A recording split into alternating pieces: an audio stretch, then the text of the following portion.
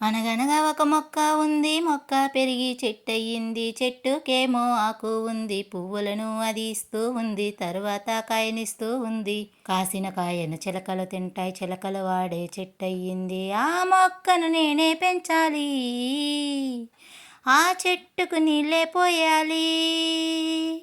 ఆ మొక్కను నేనే పెంచాలి, ఆ చెట్టుకు నీళ్ళే పొయ్యాలి. అనగనగా ఒక మొక్క ఉంది, మొక్క పెరిగి చెట్టయింది. చెట్టుకేమో ఆకు ఉంది, పువ్వులను అది ఇస్తూ ఉంది. తరువాత కాయనిస్తూ ఉంది. కాసిన కాయను చిలకలు తింటాయి, చిలకలు వాడే చెట్టయింది. ఆ మొక్కను నేనే పెంచాలి, ఆ చెట్టుకు నీళ్ళే పోయాలి. చెట్టు కొమ్మల్లోన ఆక్సిజన్ను మనమేమో ప్రతిరోజు వాడుకోవాలి. మనకవసరమే లేని కార్బన్ డైఆక్సైడ్ను చెట్టుకు తిరిగి పంపాలి. ఆ చెట్టునే మనమే నరికేస్తే, ఆ చెట్టునే మనమే నరికేస్తే ప్రాణమే లేకుండా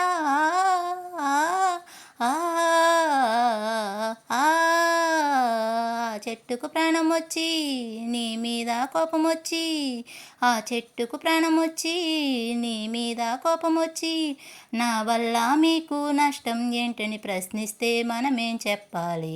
ఆ మొక్కను నేనే పెంచాలి, ఆ చెట్టుకు నీళ్ళే పొయ్యాలి.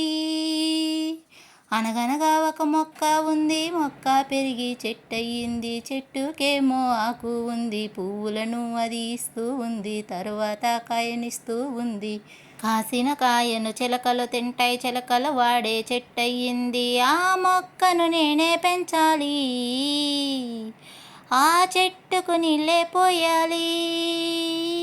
పర్యావరణాన్ని రక్షించే చెట్లన్నిటినీ మనమే కాపాడుకోవాలి. ఓజోన్ పొర దెబ్బతినకుండా ఉండాలి అంటే చెట్లనే పెంచుకోవాలి. ప్రతి ఒక్కరూ ఒక చెట్టునే నాటాలి బాధ్యతగా.